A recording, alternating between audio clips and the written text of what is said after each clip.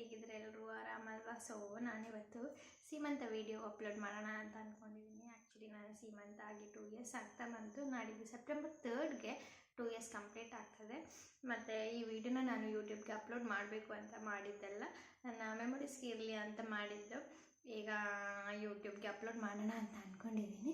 ಹಾಗೆ ಸೀಮಂತನ ತುಂಬ ಸಿಂಪಲಾಗಿ ಮಾಡ್ಕೊಂಡಿದ್ದೀವಿ. ಯಾಕಂದರೆ ನಾನು ಇಂಟರ್ಕಾಸ್ಟ್ ಮದುವೆ ಆಗಿದೆ. ನನ್ನ ಹಸ್ಬೆಂಡ್ ಅವ್ರ ಫ್ಯಾಮಿಲಿಯಲ್ಲಿ ಸೀಮಂತ ಎಲ್ಲ ಇಲ್ಲ. ಅವರಲ್ಲಿ ಕುಪ್ಪದಿ ಕೂಳ ಅಂತ ಮಾಡ್ತಾರೆ. ಕುಪ್ಪದಿ ಕೂಳ ಅಂದರೆ 7th ಮಂತ್ ಸ್ಟಾರ್ಟ್ ಆಗ್ತಿದ್ದಾಗೆ ಫ್ಯಾಮಿಲಿ ಕಸಿನ್ಸ್ ಎಲ್ಲ ಅವ್ರ ಮನೆಯಿಂದ ಫುಡ್ ಮಾಡಿ ತರ್ತಾರೆ. 5, 7, 9, 11 ಈ ಥರ ತರ್ತಾರೆ. ನನಗೆ ಹೈಯೆಸ್ಟ್ ಬಂದಿತ್ತು 23. ಒಂದು ಮನೆಯಿಂದ 23 ಫುಡ್ ಬಂದಿತ್ತು. ತುಂಬ ಚೆನ್ನಾಗಿತ್ತು.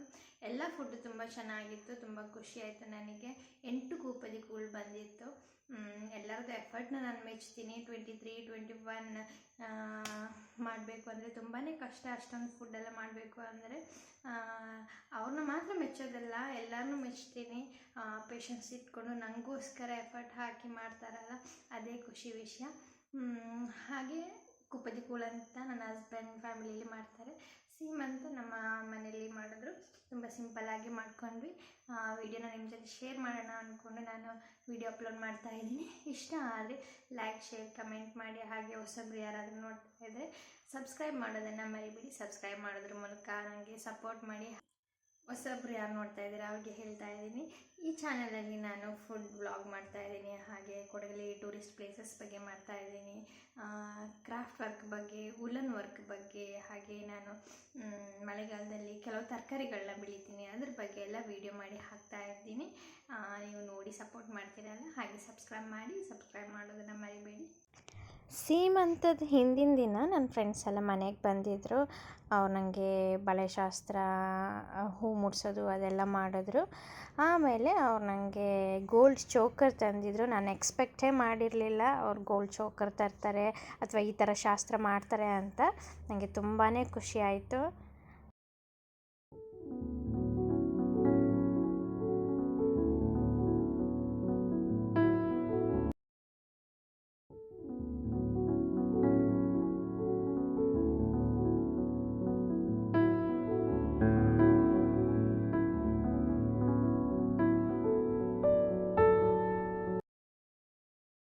ಹಾಗೆ ನನ್ನ ಫ್ರೆಂಡ್ ಮಮತಂದು ಬರ್ತ್ಡೇ ಆಗಿತ್ತು. ಅವಳಿಗೆ ಗಿಫ್ಟ್ ತಂದಿದ್ರು, ಸಿಲ್ವರ್ ರಿಂಗ್. ಅದನ್ನ ನನ್ನ ಕೈಯಲ್ಲೇ ಹಾಕ್ಸಿದ್ರು. ಹಾಗೆ ಸೀಮಂತದ ಪ್ರಿಪ್ರೇಷನ್ಸ್ ಆಗ್ತಾಯಿತ್ತು. ನನ್ನ ಫ್ರೆಂಡ್ಸ್ ಎಲ್ಲ ಹೆಲ್ಪ್ ಮಾಡ್ತಾಯಿದ್ರು ನನಗೆ. ಸೀಮಂತಕ್ಕೆ ಅಡುಗೆ ಎಲ್ಲ ನನ್ನ ಮಮ್ಮಿನೇ ಮಾಡಿದ್ದು.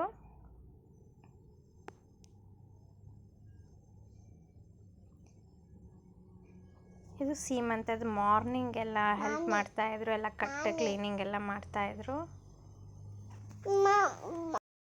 ಸೀಮಂತಕ್ಕೆ ತಂದಿದ್ದ ಸ್ವೀಟ್ ಮತ್ತು ಫ್ರೂಟ್ಸ್ ಎಲ್ಲ.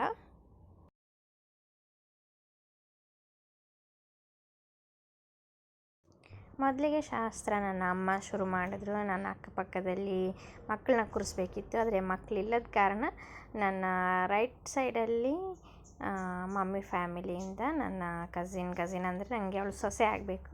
ನನ್ನ ಲೆಫ್ಟ್ ಸೈಡಲ್ಲಿ ನನ್ನ ಭಾವ ಕೂತಿದ್ರು, ಅಂದರೆ ನನ್ನ ಹಸ್ಬೆಂಡ್ ತಮ್ಮ ಕೂತಿದ್ರು.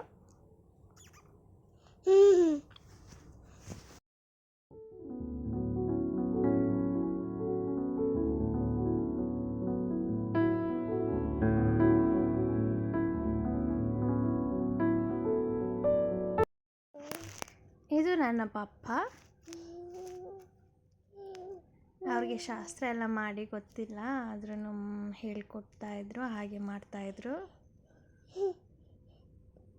ನಮ್ಮ ಮನೆಯಲ್ಲಿ ಮೊದಲನೇ ಸೀಮಂತ ಇದು, ಅಂದರೆ ತಾಯಿ ಮನೆಯಲ್ಲಿ.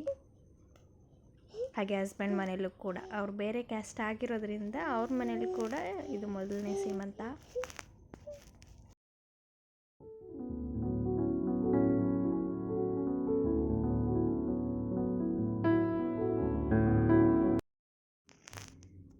ಇದು ನನ್ನ ತಂಗಿ.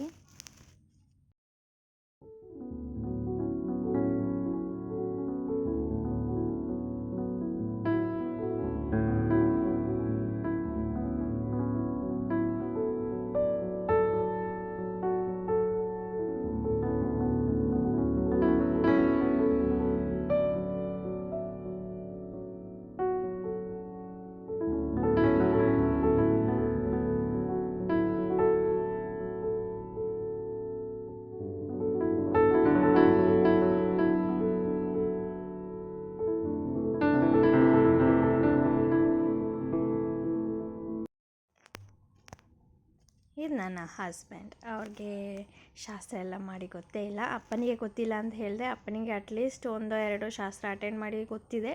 ಆದರೆ ನನ್ನ ಹಸ್ಬೆಂಡು ಒಮ್ಮೆನೂ ಈ ಥರ ಶಾಸ್ತ್ರ ಮಾಡಿರಲಿಲ್ಲ. ಇದೇ ಫಸ್ಟ್. ಅಲ್ಲಿ ಎಲ್ಲರೂ ಹೇಳ್ಕೊಡ್ತಾಯಿದ್ರು, ಹಾಗೆ ಮಾಡ್ತಾಯಿದ್ರು.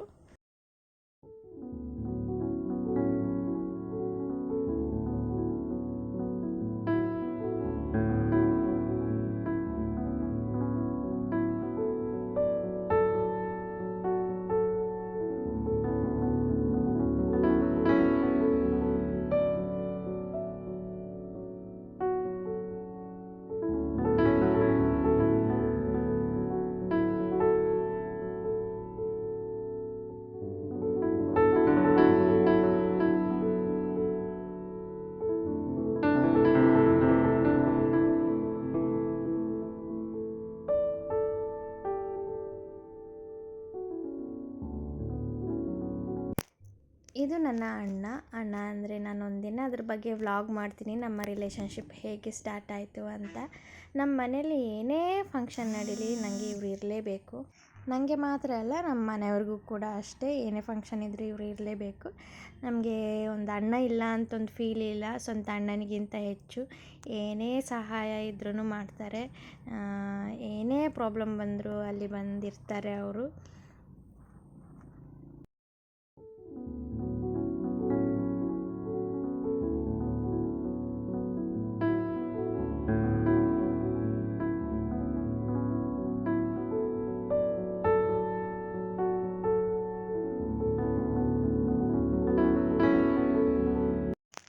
ಇದು ನನ್ನ ಬೆಸ್ಟಿ ಅನ್ನೋದಕ್ಕಿಂತ ನಮ್ಮ ಫ್ರೆಂಡ್ಸ್ ಗ್ರೂಪ್ 4 ಮೆಂಬರ್ಸ್ದು ಗ್ರೂಪ್.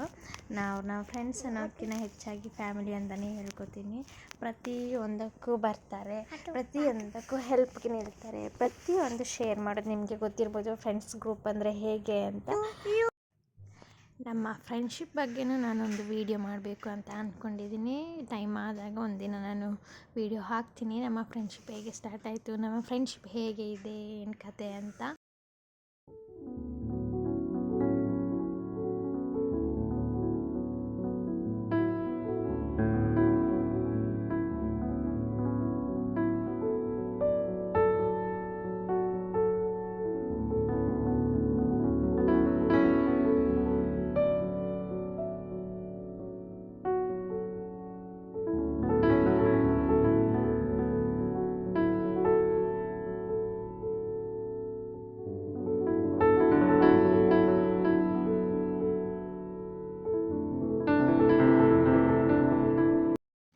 ಇದು ಮಮತಾ ಅಂತ ಮಡಿಕೇರಿಯಿಂದ.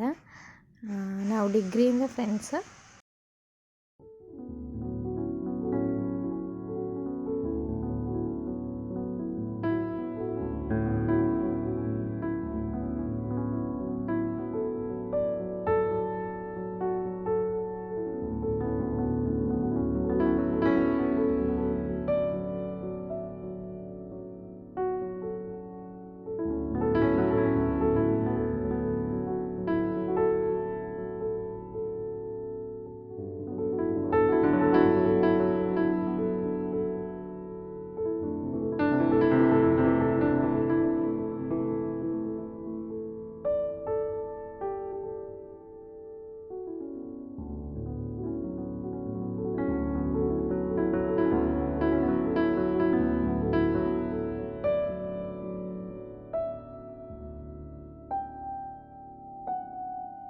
ಇದು ವಿದ್ಯಾ ಅಂತ ಮೂಡುಬಿದ್ರೆಯಿಂದ ಬಂದಿದ್ದು, ಬಟ್ ಅವ್ರ ಮನೆ ಸುಳ್ಯ ಕಡೆ. ಇವಳು ಮತ್ತು ನವ್ಯ ಮೂಡುಬಿದ್ರೆಯಲ್ಲಿ ವರ್ಕ್ ಮಾಡ್ತಾ ಇರೋದು. ಅವರಿಬ್ಬರು ಒಟ್ಟಿಗೆ ಬಂದಿದ್ದು, ಅಲ್ಲಿಂದ ಇಲ್ಲಿ ಗಂಟ ಬಂದಿದ್ದಾರೆ ಅನ್ನೋದೇ ಖುಷಿ ನನಗೆ.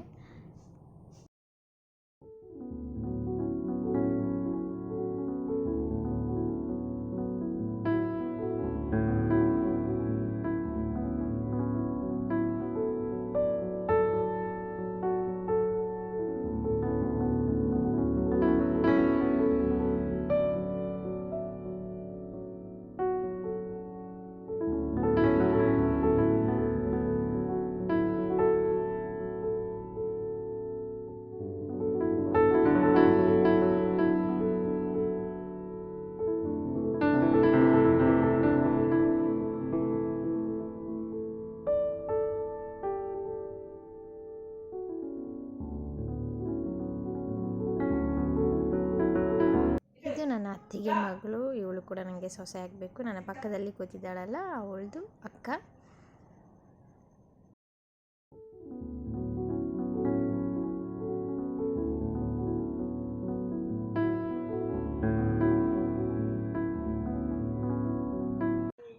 ಸುಮಾರು ವೀಡಿಯೋಸ್ ಎಲ್ಲ ಮಿಸ್ ಆಗಿದೆ. ಸೊ ಅವ್ರದ್ದೆಲ್ಲ ಫೋಟೋಸ್ ಇದೆ, ಅದನ್ನ ಈ ವಿಡಿಯೋದ ಎಂಡಲ್ಲಿ ಹಾಕ್ತೀನಿ ನಾನು. ಎಲ್ಲರೂ ಬಡಿಸಿ ಆದಮೇಲೆ ಹಸ್ಬೆಂಡ್ ನನಗೆ ಸ್ವೀಟ್ ತಿನ್ನಿಸಿ ಅವ್ರನ್ನ ಎದ್ದೇಳಿಸ್ಬೇಕು. ಸೊ ಅವರು ಸ್ವೀಟ್ ತಿನ್ನಿಸ್ತಾ ಇದ್ದಾರೆ. ಭಾವ ಹೇಳ್ತಾ ಇದ್ದಾರೆ ಅವಳಿಗೆ ಈ ಸ್ವೀಟ್ ಇಷ್ಟ ಅಂತ. ಹಸ್ಬೆಂಡ್ ಹೇಳ್ತಿದ್ದಾರೆ ನನಗೆ ಈ ಸ್ವೀಟ್ ಇಷ್ಟ ಅಂತ. ನನಗೆ ತಿನ್ನಿಸಿ ಆದಮೇಲೆ ಹಸ್ಬೆಂಡ್ ಕೇಳ್ತಾಯಿದ್ರು ಪಕ್ಕದಲ್ಲಿರೋರು ಇಬ್ಬರಿಗೂ ತಿನ್ನಿಸ್ಬೇಕಾ ಅಂತ. ಸೊ ಅತ್ತೆ ಹೇಳಿದ್ರು ತಿನ್ನಿಸು ಅಂತ.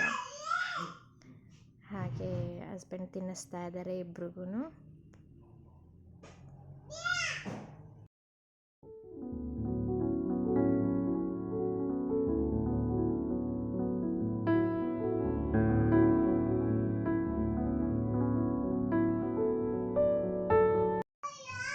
ನಾನು ಕೆಳಗೆ ಮುಕ್ಕಾಲಿಲಿ ಕೂತಿದ್ದೆ. ಅದರಲ್ಲಿ ಕೂತು ಎದ್ದೇಳಕ್ಕೆ ತುಂಬ ಕಷ್ಟ ಆಗ್ತಿತ್ತು, ಆದರೂ ಕಷ್ಟಪಟ್ಟೆ ಇದ್ದೆ.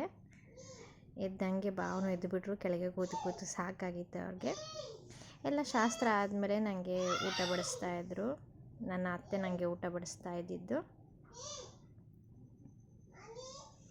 ಅತ್ತೆ ಅಂದರೆ ಅಮ್ಮಂದು ಎರಡನೇ ಅಣ್ಣಂದು ವೈಫ್. ಪೋರ್ಕ್ ಬಡಿಸ್ಲಾ ಅಂತ ಕೇಳಿದ್ರು. ನಾನು ಪ್ರೆಗ್ನೆನ್ಸಿಯಲ್ಲಿ 6th ಮಂತ್ ಆದಮೇಲೆ ಪೋರ್ಕ್ ತಿನ್ನೋದನ್ನು ಬಿಟ್ಟಿದ್ದೆ. ಬ್ಯಾಕ್ಗ್ರೌಂಡಲ್ಲಿ ನನ್ನ ಅಪ್ಪ ಮಾತಾಡ್ತಾಯಿದ್ರು ಮಗು ಜೊತೆಗೆ. ಅವನು ತುಂಬ ಗಲಾಟೆ ಮಾಡ್ತಿದ್ದ, ಹಾಗೆ ಅವನ ಜೊತೆಗೆ ಜೋರಾಗಿ ಮಾತಾಡ್ತಾಯಿದ್ರು.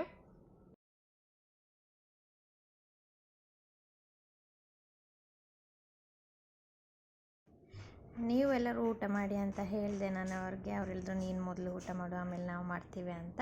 ಹಾಗೆ ನಾನು ಊಟ ಮುಗಿಸ್ಕೊಂಡೆ. ಊಟ ಆದಮೇಲೆ ಫ್ರೆಂಡ್ಸ್ ಜೊತೆ ಕಸಿನ್ಸ್ ಜೊತೆ ಒಂದು ಫೋಟೋಶೂಟ್ ಎಲ್ಲ ಮಾಡಿಸ್ಕೊಂಡೆ. ತಂಗಿ ಫೋಟೋ ತೆಗೆದಿದ್ದು, ವಿಡಿಯೋ ಮಾಡಿದ್ದು ಎಲ್ಲ.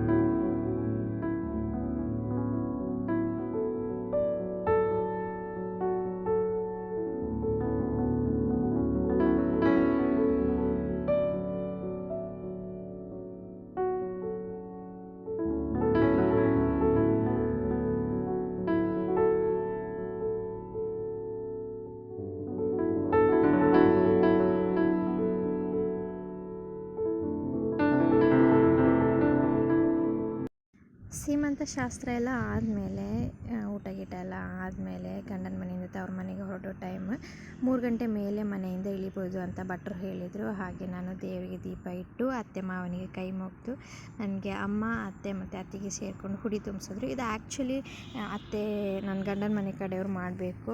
ಆದರೆ ಗಂಡನ ಮನೆಯಲ್ಲಿ ಈ ಥರ ಶಾಸ್ತ್ರ ಸೀಮಂತ ಶಾಸ್ತ್ರ ಎಲ್ಲ ಮಾಡದಿರೋದ್ರಿಂದ ನನ್ನ ಮನೆ ಕಡೆಯವರೇ ಮಾಡಿದ್ರು. ಹುಡಿ ತುಂಬಿಸಿದ ಮೇಲೆ ನಾನು ಗಂಡನ ಮನೆ ಕಡೆ ಅಂದರೆ ನೆಟ್ಟಗೆ ಹೊರಗಡೆ ಬರಬೇಕು, ತಿರುಗಿ ನೋಡೋಂಗಿಲ್ಲ. ಹುಡಿ ತುಂಬಿಸ್ತಾ ಇರುವಾಗ ನನಗೆ ತುಂಬ ಅಳು ಬಂತು. ಅಂದರೆ ನಾನು 8ನೇ ತಿಂಗಳು ಮುಗಿತಾ ಬಂದಾಗೆ ಸೀಮಂತ ಮಾಡಿಸ್ಕೊಂಡೆ. 9ನೇ ತಿಂಗಳು ಸ್ಟಾರ್ಟ್ ಆಗುವಾಗ. ಹಾಗೆ ಇನ್ನೂ ಡೆಲಿವರಿ ಆಗಿ 6 ಮಂತ್ ಆದಮೇಲೆ ವಾಪಸ್ ಹೋಗೋದು ಅಂತ ಇತ್ತು. ಅಷ್ಟು ಸಮಯ ನನ್ನ ಹಸ್ಬೆಂಡ್ನ ಬಿಟ್ಟಿರಬೇಕಲ್ಲ ಅಂತ ನಾನು ಅಳ್ತಾ ಇದ್ದೆ, ಬೇಜಾರಾಗ್ತಾ ಇತ್ತು ನನಗೆ.